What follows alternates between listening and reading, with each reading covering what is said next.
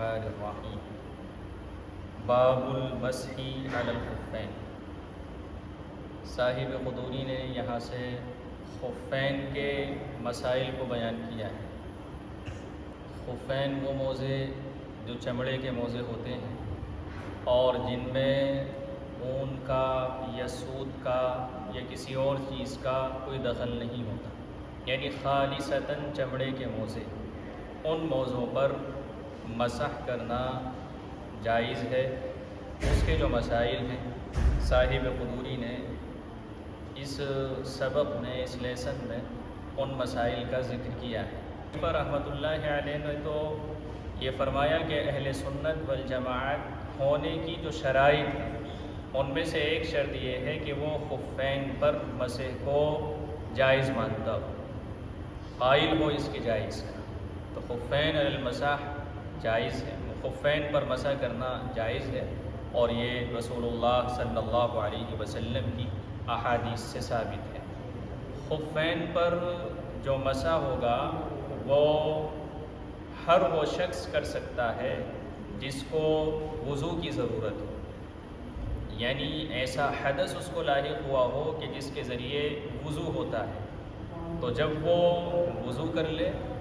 اور طہارت کی حالت میں موزے پہن لے تو اب ان موزوں پر اس کے لیے مسح کرنا جائز ہوگا۔ اور مسح کرنے کی جو مدت ہوگی وہ اگر اپنے گھر میں ہے یعنی مقیم ہے تو 1 دن اور 1 رات ہوگی، اور اگر کہیں سفر کر رہا ہے تو 3 دن اور 3 راتیں وہ موزوں پر مسح کر سکتا ہے۔ مسح کی مدت کا آغاز کب سے ہوگا؟ تو حدث کے لاحق ہونے کے بعد ابتدا کا آغاز ہوتا ہے۔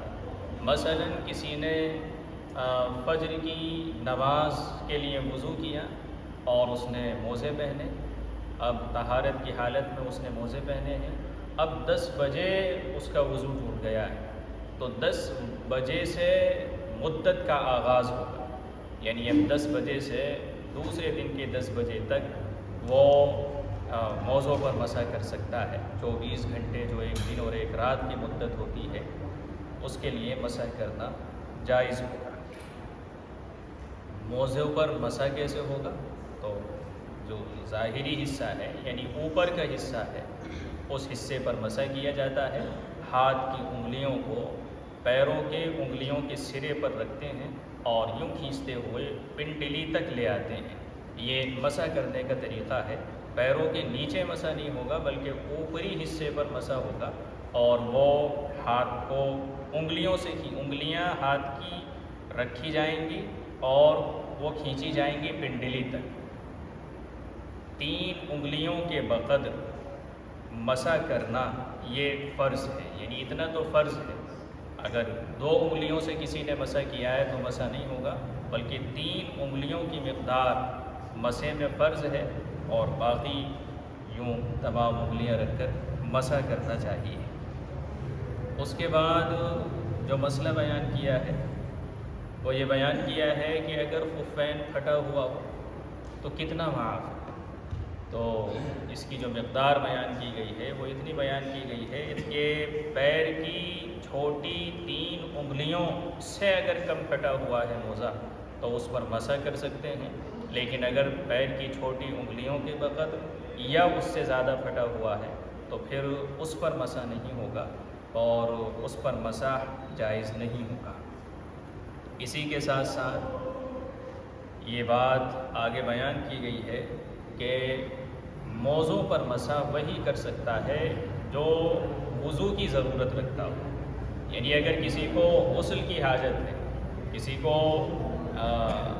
غسل کی حاجت ہو گئی ہے اور غسل کرنا اس کے لیے فرض ہو گیا ہے تو وہ موضوع پر مسح نہیں کر سکتا ہے، بلکہ موضوع پر مسح صرف وہ کرے گا جسے وضو کی ضرورت ہوتی ہے۔ موضوع پر مسح کن چیزوں سے ٹوٹتا ہے؟ تو جو چیزیں وضو کو توڑنے والی ہیں وہی چیزیں موزے پر جو مسح ہے اس کو بھی توڑ دیتی ہیں۔ اسی طرح سے موزے کو پیر سے نکال دینا یہ بھی مسح کو توڑ دیتا ہے، اور ایسے ہی مدت کا پورا ہو جانا، یعنی اگر مقیم تھا تو ایک دن اور ایک رات پورا ہو گیا تو اب اس پر آگے وہ مسح نہیں کرے گا، کیونکہ مسح کی مدت پوری ہو چکی ہے۔ البتہ جس وقت موزہ نکالا تھا، اگر وہ طہارت کی حالت میں تھا، یعنی پاک تھا، باوضو تھا، تو صرف پیر دھو کر وہ موزے پہن لے گا، پورے غسل کی ضرورت نہیں ہے۔ ایسے ہی مدت پوری ہوئی، جس وقت مدت پوری ہو رہی تھی اس وقت بھی وہ باوضو تھا، پاک تھا، اسے وضو کی ضرورت نہیں تھی، تو اس وقت بھی صرف موزے نکالے اور موزے نکال کر پیر دھو لے اور پھر موزوں کو پہن لے۔ اسی کے ساتھ ساتھ پھر یہ مسئلہ اس میں بیان کیا گیا ہے کہ موزوں پر ایک تو مسح ہوتا ہے جو خفین ہیں، یعنی چمڑے کے موزے ہیں، اسی طرح سے جوربین پر مسح، تو اس کے تعلق سے یہ فرمایا گیا جو مجلدین ہو، منعلین ہو، ان پر مسح کرنا جائز ہے۔ جورب کہتے ہیں وہ موزے جورب وہ موزے کہلاتے ہیں جو اون کے یا سوت کے ہوں، اور وہ سخت سردی میں پہننے کے لیے بنائے جاتے ہیں، اور ان موزوں پر اگر نیچے بھی چمڑا لگا ہوا ہو اور اوپر بھی چمڑا لگا ہوا ہو تو یہ مجلدین کہلاتے ہیں، اور اگر صرف نیچے چمڑا لگا ہوا ہو تو یہ منعلین کہلاتے ہیں۔ تو ایسے موزوں پر بھی جو مجلدین یا منعلین ہوں مسح کرنا جائز ہے، یعنی ان پر بھی مسح کیا جا سکتا ہے۔ البتہ اگر جورب ایسے ہوں جو رقیق ہوں، یعنی بہت باریک ہوں، سخینین نہ ہوں، جو عام طور سے ہمارے موزے پہنے جاتے ہیں، وہ موزے جو بہت باریک ہیں، جن میں نہ اوپر چمڑا لگا ہوا ہے نہ نیچے چمڑا لگا ہوا ہے، اور وہ سخینین نہیں ہیں۔ سخینین موزے 3 شرطوں کے ساتھ کہلاتے ہیں۔ ایک شرط تو یہ ہے کہ جب موزے پر پانی ڈالا جائے تو پانی موزے کے اندر نہ پہنچے، پیر تک نہ پہنچے۔ دوسری شرط یہ ہے کہ وہ موزے بغیر باندھے ہوئے پنڈلی پر رک جائیں، اور تیسری شرط یہ ہے کہ جوتوں کے بغیر وہ 1 یا 2 میل چلے تو وہ موزے پھٹے نہ۔ یہ 3 شرطیں ہوتی ہیں، اگر 3 شرطیں پائی جاتی ہیں تو موزے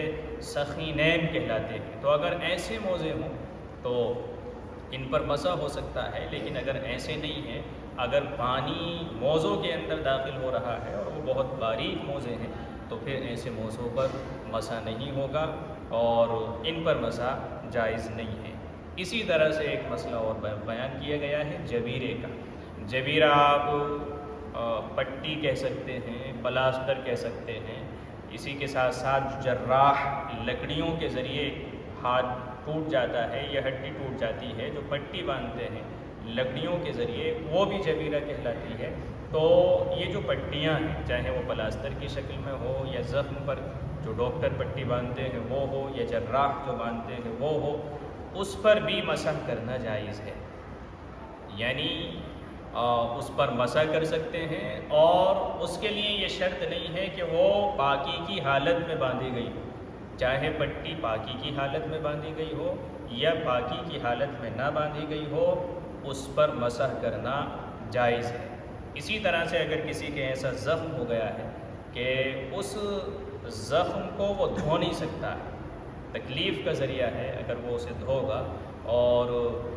اس پر مسح کر سکتا ہے تو پھر وہ اس پر مسح کر لے، یعنی ترہات اس پر پھیر لے، اور اگر مسح کرنا بھی نقصان دہ ہے تو پھر وہ معاف ہے، یعنی اس پر پھر وہ مسح بھی نہ کرے۔ اجازت ہے اس بات کی کہ ایسے ہی وہ وضو کر کے اس حصے کو چھوڑ کر نماز پڑھ لے۔ ایک مسئلہ یہ پیدا ہوگا کہ زخم تو یہاں پر ہے اور جب پٹی باندھی جاتی ہے تو وہ بہت فاصلوں تک زخم یہاں پر ہوتا ہے اور پٹی دور تک باندھی جاتی ہے، تو جو دور تک پٹی باندھی گئی ہے، جو زخم کے علاوہ کا حصہ ہے وہ بھی پٹی میں چھپا ہوا ہے، تو کیا اس پر بھی مسح کر سکتے ہیں؟ تو اس پر بھی مسح کرنا جائز ہے، یعنی اس پر بھی مسح ہی کیا جائے گا اور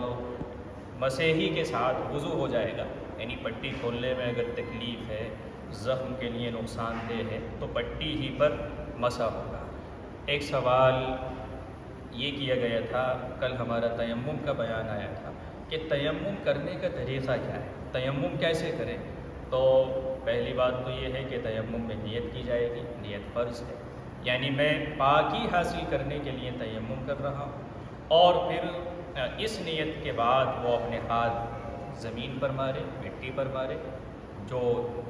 چیزیں جائز ہیں تیمم کے لیے وہاں پر ہاتھ مارے، اگر مٹی ہاتھوں پر لگی ہے تو مٹی کو جھاڑے، صاف کرے، اور پھر چہرے پر پھیر لے صحیح طرح سے کہ پورے چہرے کا احاطہ ہو جائے، استیعاب ہو جائے، پورا چہرہ بالکل مسح کے اندر آ جائے، چہرے کا کوئی حصہ باقی نہ رہے۔ اسی طرح سے پھر دوبارہ سے وہ ہاتھ مارے گا اور اپنے ہاتھوں کا کونیوں تک مسح کرے گا، اور کونیوں پر مسح کرنے کا جو طریقہ ہے وہ یہ طریقہ ہے کہ اس طرح سے ہاتھ رکھے گا اور یوں ہاتھ لے کر آئے گا، اور یہاں تک اپنے ہاتھ کو یوں کر کر اس طرح سے ہاتھ کر کر اس طرح سے مسح کر لے گا۔ یہ کونیوں پر مسح کرنے کا طریقہ ہے، اور انگلیاں کا خلال بھی ہوگا، انگلیوں کا خلال بھی ہوگا، اور اگر کوئی انگوٹھی پہنے ہوئے ہے تو اس کی بھی حرکت ہوگی تاکہ مسح یہاں سے یہاں تک ہر حصے پر ہو جائے۔ آخر میں آپ سب سے گزارش ہے کہ ہمارے چینل کو آپ سبسکرائب کریں اور شیئر بھی کریں، لائک بھی کریں۔ اللہ آپ سب کو جزائے خیر عطا فرمائے۔